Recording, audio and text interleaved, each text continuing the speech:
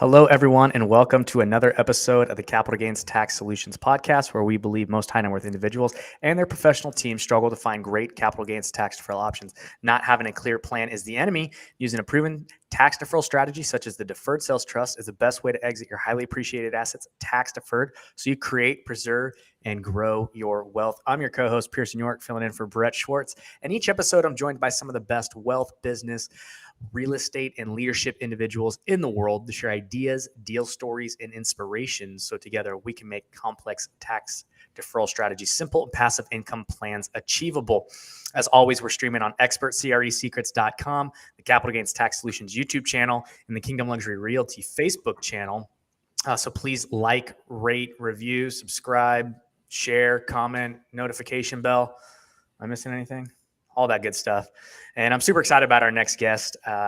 He's been in the financial education world for the past 16 years, focusing really on the community development side of financial wealth and financial planning.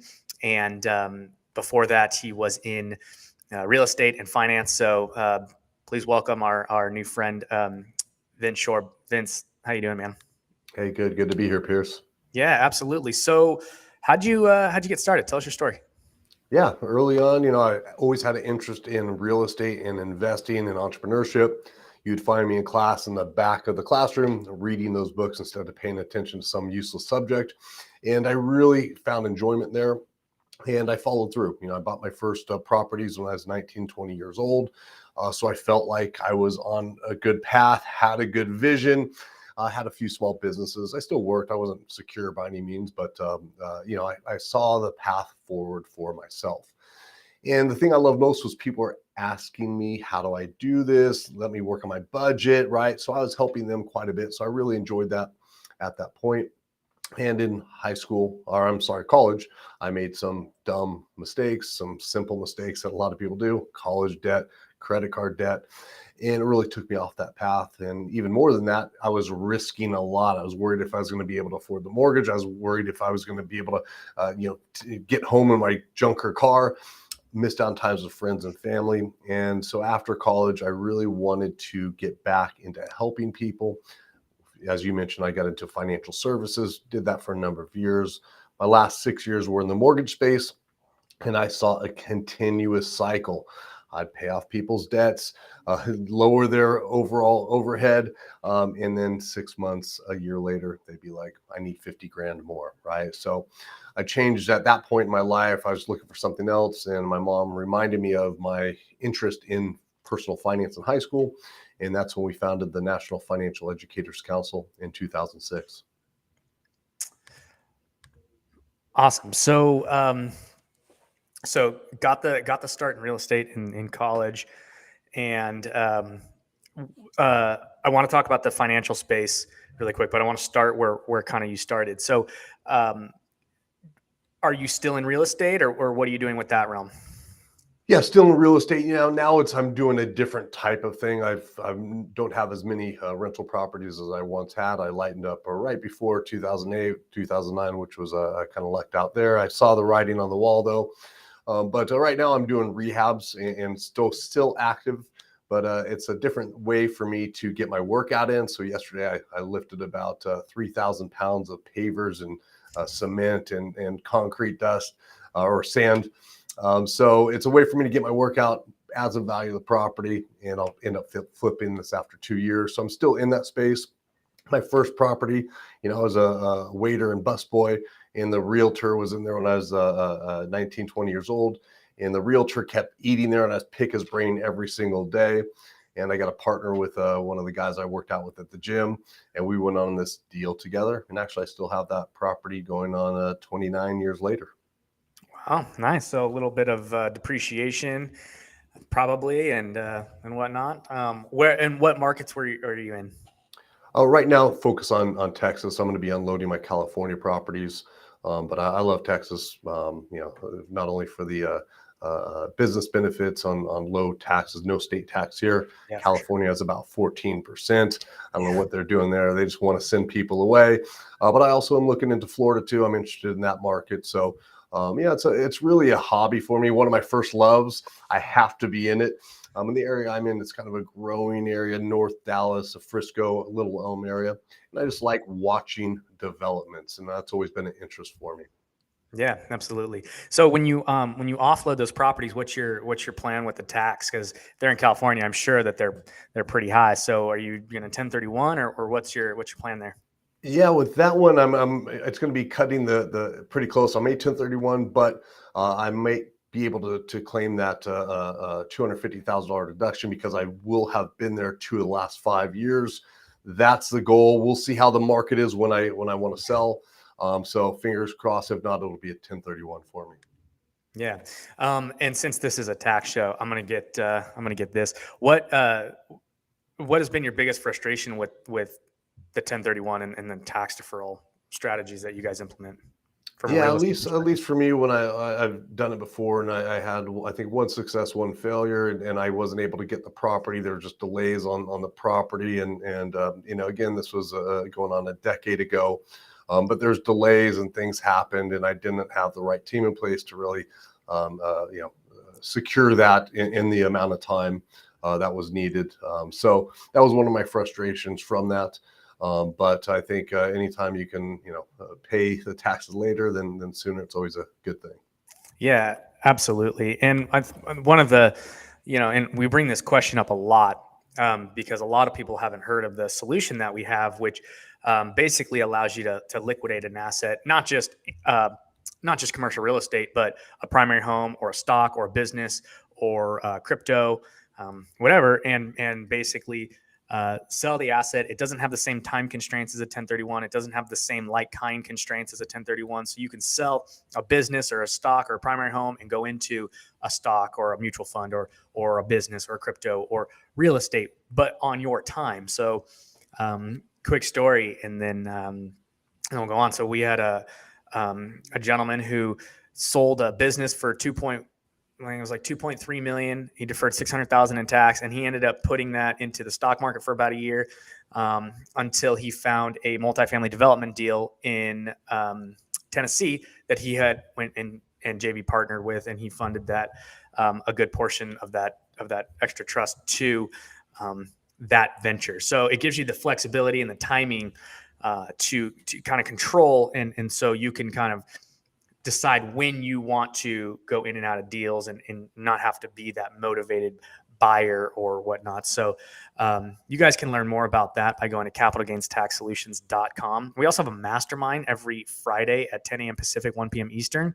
If you go to capitalgainstaxsolutions.com, you can check that out and sign up for that. That's a great place to come learn, connect with people like Vince, and just a plethora of people who have knowledge and whatnot to come in. So I don't know. I'm curious. Have you ever heard of a deferred sales trust, or have you ever Yeah, I used have. one? I haven't been involved, but I know from me as a financial educator in this role, I think it's important that we're getting information when needed in advance, right? When you're going Of to make course. these decisions from experts, right? And the beauty of today, there's information out there. You just need to know how to vet them and so forth. But it's always nice when you're able to build a relationship via podcast, other channel where they're educating you on that process. I think the old way of financial services going 20 years ago was more you didn't know the magic behind what was happening, right? Right. I think nowadays we have the opportunity to understand, and so the next time I need to do that, I'm going to be listening to your podcast more, reading your books more, and then having those conversations so I know enough to have an intelligent conversation with you. So I'm prepared. Again, I think that's the beauty of the age we live in here today. Yeah, absolutely. Which kind of leads me to my next kind of question, which is, so you do a community approach to financial services. So dive into that. What does that mean exactly? Yeah, so our role as a company, and when we started, we were boots on the ground providing financial education and coaching, right? So that was 16 years ago. We were the one doing the events, we were the one educating people, and we had some great success. We're filling 1,000-person plus venues in these type of thing with celebrity sports stars. So we had some great success. And what happened is other groups started to say, can we use your material? Can you help us put this on? Can you help us with this program? So about a decade ago, we really shifted toward uh, training people in local communities to be financial educators, coaches, providing them all the resources, support materials they need to scale and grow a local community campaign. So if somebody locally wants to attend an event or get a personal coaching on their basic finances, right? They're trying to get out of debt, trying to pay for little Johnny's college. They have somewhere to go where it's just financial education and a responsibility to them. They don't offer financial services as their role as a financial educator or coach, although we do have a lot of people in financial services. About 25% of our market, our clients are in financial services, but their role when they're teaching, they're not selling, they're teaching. And I think that's the where people can go to for unbiased advice that they can really sink their teeth into. And that's been our model here. So we're scaling these programs globally. We're in 60 countries, and we're in every state across the U.S. Yeah, so you guys really have just a straight education platform that you basically go out and teach financial literacy to basically different communities. Now, do you guys focus on specific areas, or do you guys just get contracted, or how does it work? How do you guys get paid? Yeah, great question. So we're a public benefit corporation. We're a certified B corporation. So we have a business model that's, based on capitalism, but we also have a social impact objectives that we have to meet.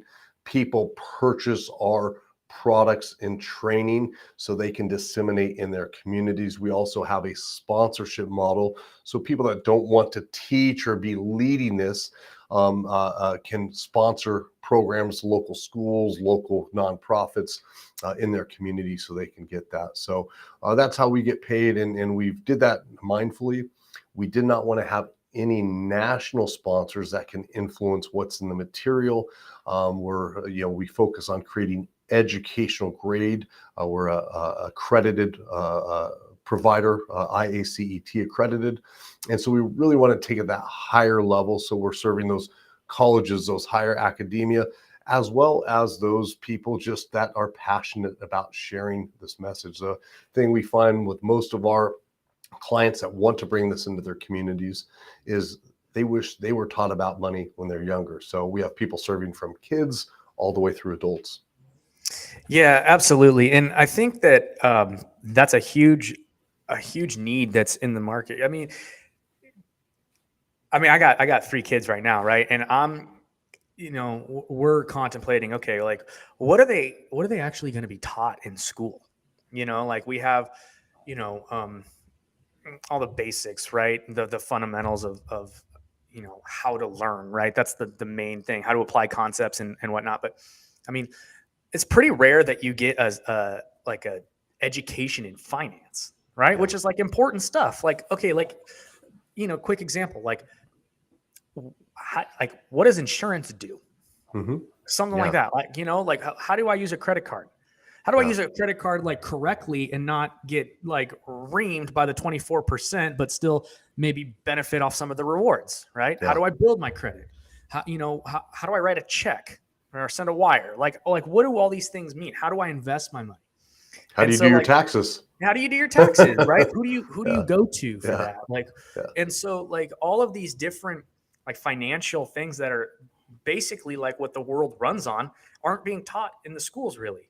And so I think it's awesome that you're going out there and you're doing this community like outreach kind of model where you guys are educating people in financial, financial literacy. I'm trying to do it with my kids right now. We'll play, wholesale and retail, right? Where I basically like sell my kids all the ice cream, right? Or whatever it is. Yeah. And then they sell it to each other and they get more money and all that kind of stuff. Just dumb little games, right? But I think that stuff is super important. So I love the idea and the mission behind what you guys do. And the interesting thing is it benefits 100% of kids. Career For sure. planning, entrepreneurship, financial literacy, those aren't taught really in schools. And yet we're learning, how to balance a periodic table of elements and, hypotenuse of a rectangle. I don't even know. But instead of something everybody needs. I talk to a lot of young people, they haven't filed their taxes, right? It's like 3-4 years in, maybe they don't make enough, maybe they do, they don't know, right? They don't know who to go to, right? They see Of course. TurboTask, confusing. It's like, just the basic things that we know. And hindsight, when I was 18, 19, 20, was kind of new to me, and I made dumb mistakes like everybody. But and these are basic things we can do to protect them before they leave, so they don't get behind the eight ball like I did, and many other people do. Yeah, absolutely. So, kind of going back to this idea that you have just like a really kind of powerful, um, mission behind what you're doing. Um, what are you guys like doing to kind of expand? Are you guys looking to do that, or are you kind of just staying in that little lane and just like, hey, this is what we do? Like, tell us the future of the Financial Educator Council. Yeah, no, we're always growing. That's I need to keep myself busy. That's a passion for us. We want to see this really in every community. So we're actually, we've transitioned. We've done a community basis on a national level. Now we're actually going through state by state, community by community, and building out these areas where we know we have quality people there to lead. And we're doing this with sponsorships through people in financial services, because there's a nice relationship there. They're funding this. We're building relationships, doing awareness campaigns, PR campaigns to raise awareness for financial literacy and education, but also for our sponsors that are taking care of us and helping get this message out. Yeah, and that's a great model, right? Like, it's a lead gen for Yeah. the financial services, because once you get the idea, oh, I'm going to teach everybody like how to do it. Number one, they're the teacher, right? So everyone Yeah. wants to immediately like come to them because they're immediately the authority. And then they taught them something and they added value. And then, they have the services to provide the solutions that they just made, to the problems they just made known. So that's Yeah. like it's a brilliant idea on your guys' part. So which leads me to this question. I believe everyone's been given a set of gifts, spiritual gifts, or superpowers, or strengths, or whatever. So, what are one or two gifts that have led you to be successful today? Yeah, I think it starts with work ethic, right? I think that's a foundation. I think that's not taught to kids. Fortunately, I had great parents that put me to work, and so that was a true blessing. And I think also just looking for win-win solutions. I've always been, hey, how do we make sure everybody's happy? I know in this space, a lot of people are just saying, hey, sponsor financial education because it feels good, right? You want to do good. We're like, yeah, that's good, but what are the benefits we can provide our sponsors? And I think that's where that win-win negotiation and really looking out for the people, your stakeholders, your partners, your workers, best interest really come back around. So I think that's helped us facilitate a lot of relationships, build some strong partnerships, and helps us spread the message of financial wellness at a faster level. Yeah, definitely. And so, what are your guys' like core pillars that your curriculum is based off? Yeah, independence. So we don't have any outside influence. We develop it with educators and experts in the space, right? So we bring our subject matter experts, and then we bring our teaching experts. So we're integrating research-based education principles. In the financial education space, it's a lot of presentations, right? Watch PowerPoint. But there's education methodologies that we can use to break through this, because money's largely, as you know, behavioral. I know when you talk with your clients, some come to you worried and scared, and you're able to take them from that place to a logical decision-making area. So I think that's a critical aspect of what you're doing, and just being able to shift people's mindset to that. Hey, what makes the most financial sense for them at that time? So you guys bring subject matter experts in, and basically, and educators. So you Yeah. have the complicated that you then distill down to and make it, I guess, as digestible as possible for people in fun and exciting ways that they can really understand.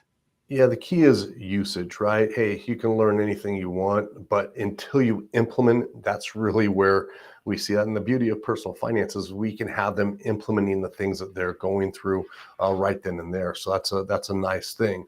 And where it comes into that psychology, the behavioral side is, hey, how do we keep them engaged, motivated, and really seeing the reasons they're doing this? Some people might want to buy a home, and they have that as their big vision, but they forget, they don't want to deal with their credit. They don't want to go contact the credit bureaus or try to work on that because it seems boring or hard, or they're busy in their day.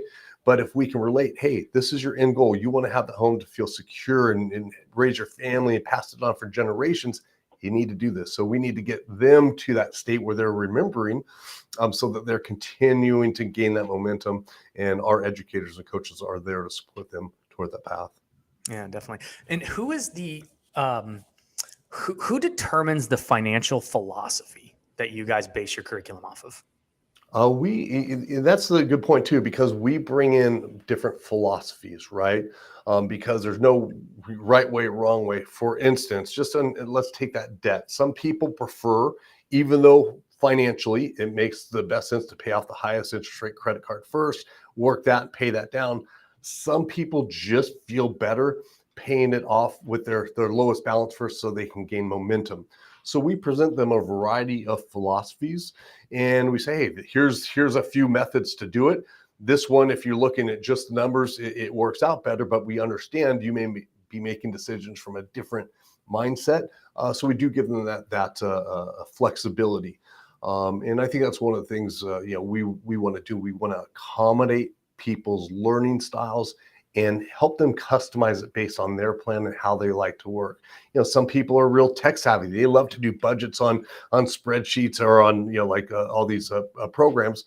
Other people like the Excel, like to write it down. Hey, that's cool. However you want to do it, right? So there's different ways to manage your money. We want to present those options in an educational format, share with them, hey, what the pros and cons are, and let them decide and implement it into their strategy. What about when it comes to debt? And you have different, so for example, right, you have the Dave Ramsey on one hand, right? Mm-hmm. And then you have the Grant Cardone on the other hand, right? Polar opposites. Yeah. you can't do them both really.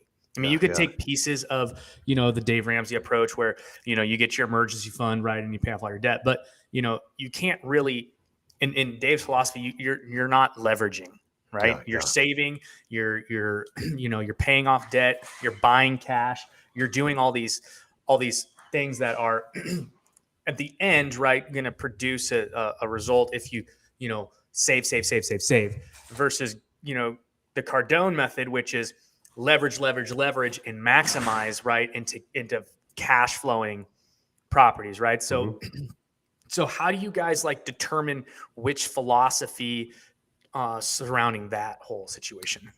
Yeah, we really allow them to determine. So we have them go through a risk analysis. What's their risk tolerance, right? Where are you on that stage? Do you want to be super secure, or are you willing to take chances? We also have them do some sentiment surveys and go through that training, which is basically, putting them through a variety of scenarios, asking them how they would feel, right? So what we want people to do is make decisions that will allow them to sleep at night. I personally have my own philosophy where I may lean more toward that Cardone side, but that's me. I can sleep at night soundly. I don't care. But other people that are more risk adverse, maybe they don't go that route. So through the way we approach education is as through self exploration.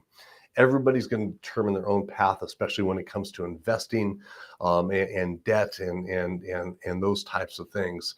I think one thing we can all agree on, at least the people that contribute, are, hey, have somebody that does your taxes, right? Make sure you got that sound so you're not getting in trouble with the IRS. But in many of the other instances, there's so many different ways that somebody could do it based on their risk profile. Yeah, definitely. And so you guys basically allow them to, and so are you working with these people one-on-one as you're kind of going through these, or how are you doing that in a community setting with a bigger group of people? Are you guys doing these presentations? You're like, hey, today we're talking about this, is this a multi-day kind of presentation that you put on, or is it just a 45-minute assembly, or how do you guys structure this? Yeah, so we are providing people in communities to lead these programs. Now, each group that they work with will have their own constraints. Let's say one day they're working with a nonprofit that says, hey, we have 2 hours and we're working with high school students about to leave and go to college. Well, we're going to look at, hey, what's their life stage? what's the constraints of the organization, and do the best we can in that time. In the perfect world, maybe working with a employer the next day, and they say, hey, we want you guys to come in and really help our employees down the warehouse to tackle debt, right? And so we'll assess the situation. We'll say, okay, hey, to really get to that outcome goal that you're looking for, that's going to take 15, 20 hours. Here's what the curriculum will look like. Here's what the follow-up education will look like. And in addition to these financial education programs, we'll provide a counselor there that they can call or come in during hours and visit. So each organization we serve is different based on the constraints. In the perfect world, again, time is important in financial education. Definitely. If you study taxes for 2 hours, are you going to be able to do somebody's taxes? Absolutely not. Same thing with financial education. And so really, we look at our community champions, what we call them, as really consultants. They understand the needs of the organization they're serving, that they're partnering with, and also the end user, to determine what's going to be best and produce the best outcomes. Yeah, and I think that makes a lot of sense. Because I was kind of going to be like, well, how do you do that in 45 minutes or whatever? It's like, it's got to be tough. And we Maybe see an a lot of these introduction. programs. Yeah, they go out there. We have a financial literacy 101. They do it to everybody, right? It's financial literacy. It's 90 minutes.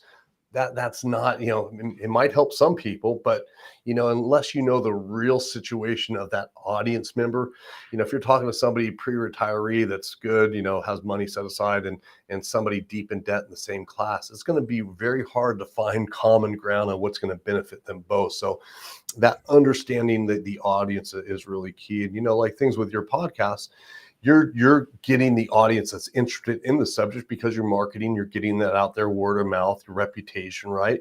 And that's the way we're looking at this too, is, hey, we're trying to draw in those people that have a similar life stage or are trying to overcome a similar challenge, so that time they spend with us is useful. Yeah, definitely. Okay. Speaking of time, we're kind of running out, so I want to make sure I get you into the lightning round here. So, are you ready? I'm ready. I'm All always ready right. for lightning. What's your favorite book? I'd say Good to Great right now. I've just been reading that again, so really focus on my role as CEO. Awesome. What's your favorite leadership quote?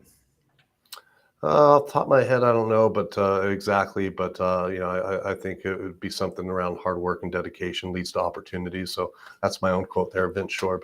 Yeah. Quoted. What are you most curious about right now? Really just building out programs. So I'm always fascinated by like politicians and by causes and how they can really, take hold of the nation. And, I see with financial education, we're missing that enemy that people could rally against. So I'm really seeing, hey, how can we bring in more energy to the cause that I think is a social impact cause of our time, which is personal finances. Awesome. Any parting words? No, I just thank you for your efforts. I think now, like I said before, we have opportunities for education. So things like you and Brett are doing are great.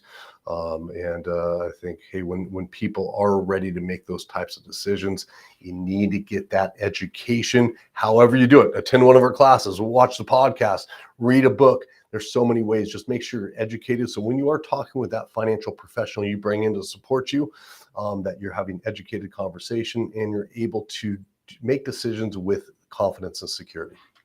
Awesome. Well, Vince, thank you so much for your time. And guys, if you want to connect with Vince, you can do that at financialeducatorscouncil.org. That's financialeducatorscouncil.org. And you'll be able to get a whole bunch of information on there if you're interested in having him come in and give a talk or assessment. Go to his website and you can find a bunch of information there. And if you guys are interested in learning more about the deferred sales trust, make sure to visit our website, capitalgainstaxdeferral.com. capitalgainstaxsolutions.com. It's capitalgainstaxsolutions.com. And check out our mastermind deferred sales trust masterclass every Friday, 10 a.m. Pacific. 1 p.m. Eastern. And thanks again, everybody, for listening to another episode of the Capital Gains Tax Solutions podcast, where, as always, we believe not having a plan is the enemy, and using a proven tax deferral strategy, such as the deferred sales trust, is the best way to exit your highly appreciated assets, tax deferred, so you create, preserve, and grow your wealth. Please rate, review, subscribe, share, comment, like, all that good stuff. Vince, thank you so much again for your time, man. It was a pleasure. And Thanks, we'll Pierce. see you guys on the next one. Have a good one.